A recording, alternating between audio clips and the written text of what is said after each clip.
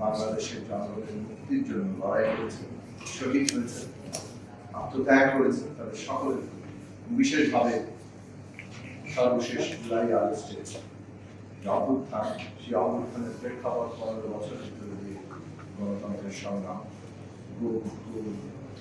অত্যাচার এবং নির্বিচার হত্যাকাণ্ড মোকাবিলা করে শাহাদত বরণ করেছেন, যারা আত্মত্যাগ করেছেন, তাদের সকলের প্রতি গভীর শ্রদ্ধা জানাচ্ছি।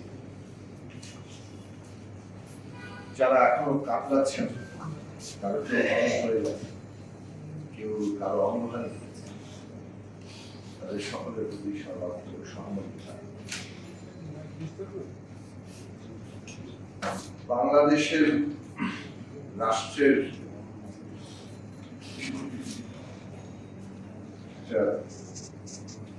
রাষ্ট্র হিসেবে তাকে দিবস ঘোষণা করা, সেটা সরাসরি সংকীর্ণতার জায়গা থেকে ঘোষণা করা হয়।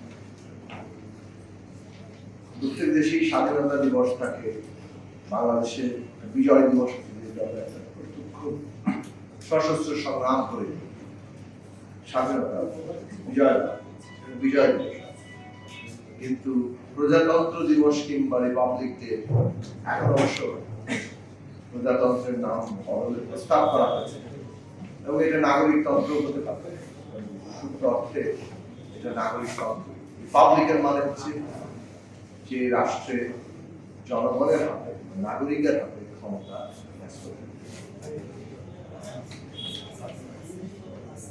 প্রজা কথাটা শব্দগত দিক থেকে রাজাকে প্রিসাপোজ করে,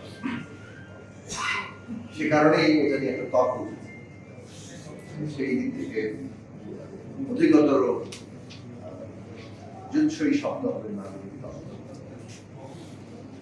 সে নিয়েও মত পার্থক্য আছে, কিন্তু এটা প্রস্তাবনা, কিন্তু প্রজাতন্ত্র, নাগরিকতন্ত্র কিংবা রিপাবলিক ডে যাই বলে, সব দেশে একটা রিপাবলিক ডে আছে, বাংলাদেশের রিপাবলিক ডে নেই। বাংলাদেশের রিপাবলিক ডে থাকা সত্ত্বেও নাই। 10 এপ্রিলের রিপাবলিক ডে এটা একটা ঐতিহাসিক দিন ঘোষণা হয়েছে, কিন্তু সেটাকে রিপাবলিক ডে হিসেবে আনুষ্ঠানিক ঘোষণা দেওয়া হয়, সেভাবে পালন করা যেন এটা একটা সংগ্রামের মধ্যে একটা দিনকে, সেটা সরাসরি রাজনৈতিক সংকীর্ণতা জাত, এটা সরাসরি এবং সেই সংকীর্ণতা থেকেই রিপাবলিক ডে যে মূল লক্ষ্য ঘোষিত হয়েছিল সেটাও বদলে গেছে। মূল নীতি এখানে ঠিক করা হয়েছিল সাম্য, মানবিক মর্যাদা, সামাজিক ন্যায় বিচার, কিন্তু যখন সংবিধান প্রণয়ন করা হয়েছে